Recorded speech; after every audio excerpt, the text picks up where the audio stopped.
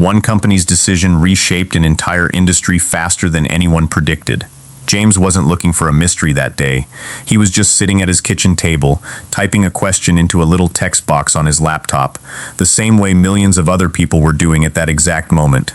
He asked a question, an answer came back instantly. Clear, conversational, almost eerily human. James sat back. Wait, he thought. This thing didn't exist 18 months ago, and now everyone I know is using it. He glanced at the folder sitting next to his coffee mug, bright yellow.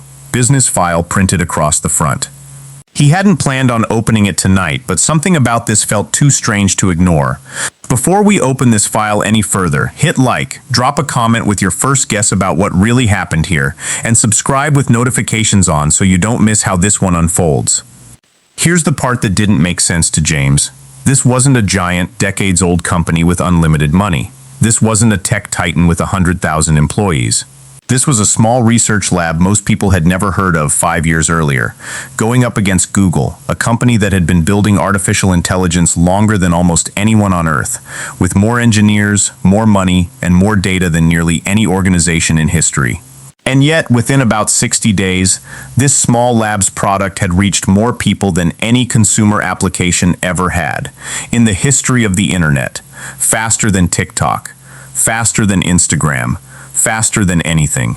So James asked himself the obvious question: how does the smaller player outrun the giant that had a decade-long head start?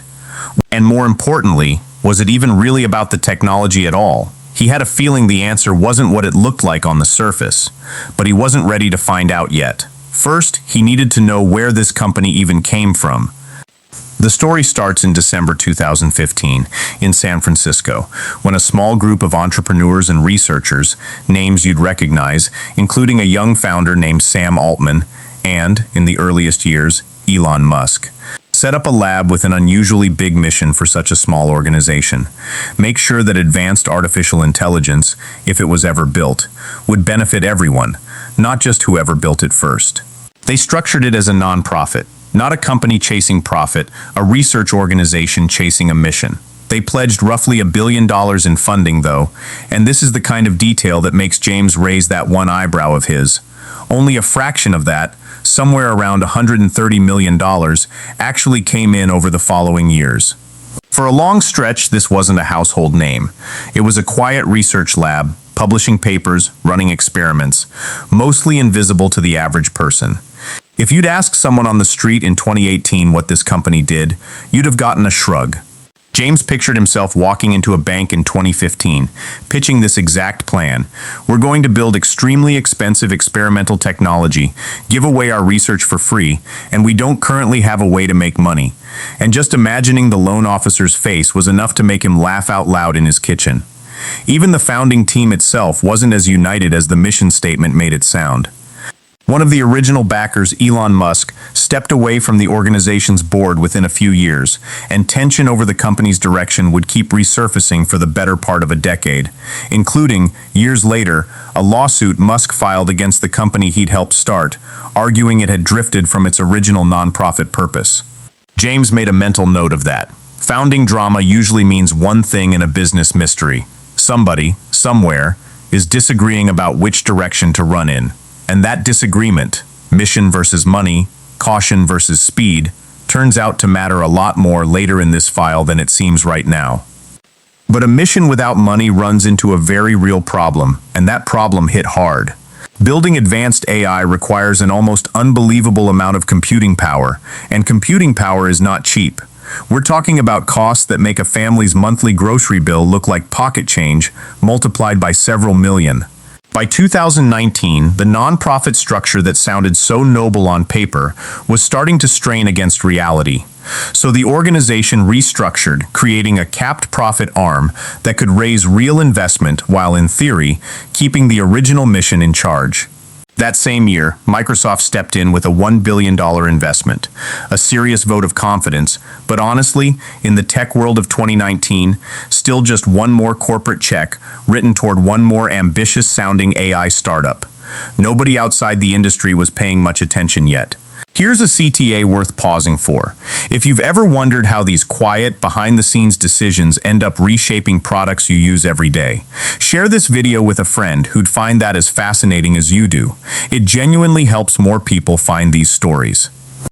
For 3 more years, this company kept building in relative obscurity, releasing research papers and smaller tools that mostly excited computer scientists, not the general public. Then came a decision that at the time barely looked like a decision at all. In late November 2022, the team quietly released something they called a research preview, not even a full product launch, more like a rough demo they weren't sure anyone would care about. It was a simple chat window. You typed a question, it typed back an answer. That's it. No fireworks, no Super Bowl ad. Just a free website dropped online on November 30th, 2022, almost like they were testing the water. And then something happened that nobody, not even the people who built it, fully predicted. 1 million people showed up in 5 days. Within about 2 months, an estimated 100 million people had used it. Let that sit for a second, because the comparison is where this starts to feel impossible. TikTok, one of the fastest growing apps in history, took about 9 months to reach that many users. Instagram took roughly 2.5 years. This chat window did it in under 60 days, making it, by multiple industry analysts' measurements, the fastest adopted consumer application ever recorded. James stared at his screen and asked the question again, louder this time. How? What did this tiny lab figure out that Google, with its own advanced AI research division, sitting on more raw computing power and more AI talent than almost anyone on the planet, hadn't figured out first? Because here's the twist that should make you sit up. Several respected AI researchers, including a prominent scientist at a rival tech giant, said publicly around this time that the underlying technology wasn't even that new. Most of the core scientific building blocks had existed in research papers for a couple of years already. So if it wasn't the technology itself that was the breakthrough, what was?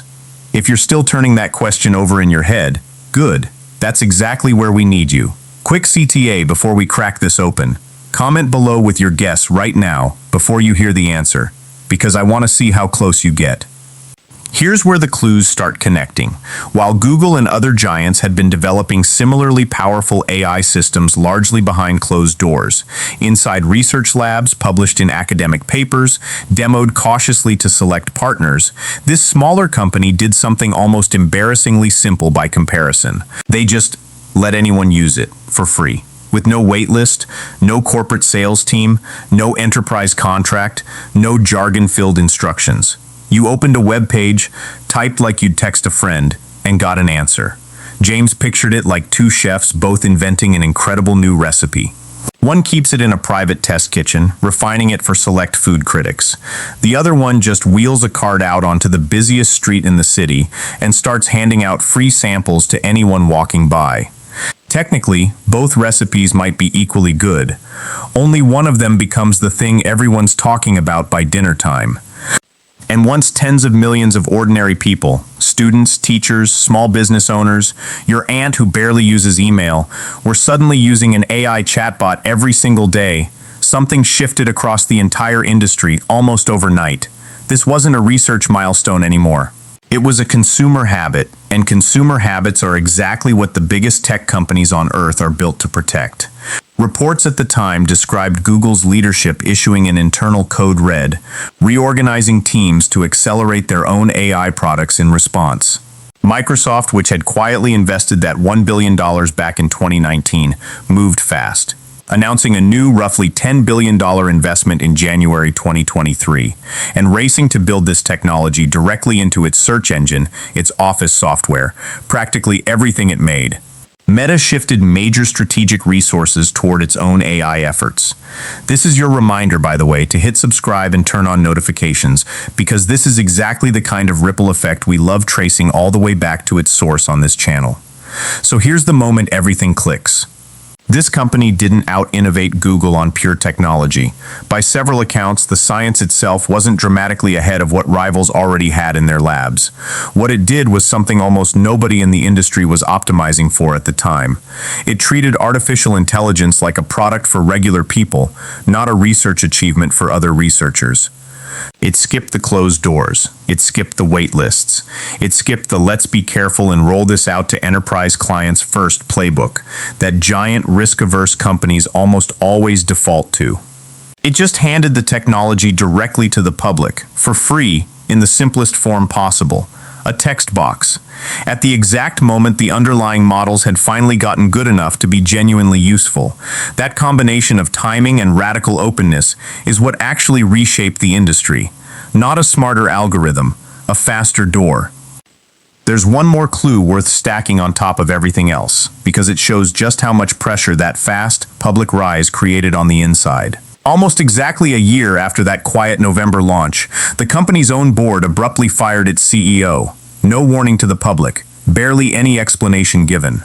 For 5 wild days in November 2023, nobody outside a small circle knew what was actually happening, or who would even be running the company by the end of the week. Employees reportedly threatened to walk out, investors scrambled. And then, just as suddenly, the CEO was reinstated, and the board that fired him was reshuffled. James blinked at that one for a second. A company can grow so fast, so publicly, that the people meant to be steering it from behind the scenes can barely keep their own grip on the wheel. That's not a footnote. That's the cost of moving faster than anyone, including the people running the place, was fully prepared for. And that's the real business lesson hiding inside this whole file. Being the most advanced isn't the same as being the most adopted. The company with the best lab isn't automatically the company that changes an industry. The company that gets its idea into the most hands, fastest in the simplest possible way, often is. It's the difference between the coffee roaster who spends years perfecting the best bean in a private tasting room and the one who just starts handing out free cups on the sidewalk outside a train station every morning. One of them might genuinely have the better coffee. The other one is the one the whole neighborhood ends up talking about, lining up for, and eventually can't imagine their morning without. Distribution, simply getting something into people's actual daily lives, can beat pure technical superiority. Every major company chasing AI today, whether they'll admit it publicly or not, restructured at least part of their strategy because one smaller lab decided to open the door to everyone instead of a select few. James closed the folder slowly, leaning back in his chair. It's strange, he thought, how a decision that looked almost casual at the time, let's just put this online and see what happens, ended up quietly rewriting the roadmap of nearly every major technology company on the planet. He looked back at the chat window still open on his screen, the one he'd been casually typing into an hour earlier without thinking twice about it. He didn't see it the same way anymore. It wasn't just a clever piece of software. It was the product of a bet that being first to reach ordinary people mattered more than being first to reach perfection. And somewhere, in boardrooms from Mountain View to Redmond to Menlo Park, that bet was still being felt. Think about how many products you use today that now open with a simple chat box, waiting for you to just type what you want in plain English. Your phone, your search engine, your email, even the apps you use for work. None of that was normal 3 years ago.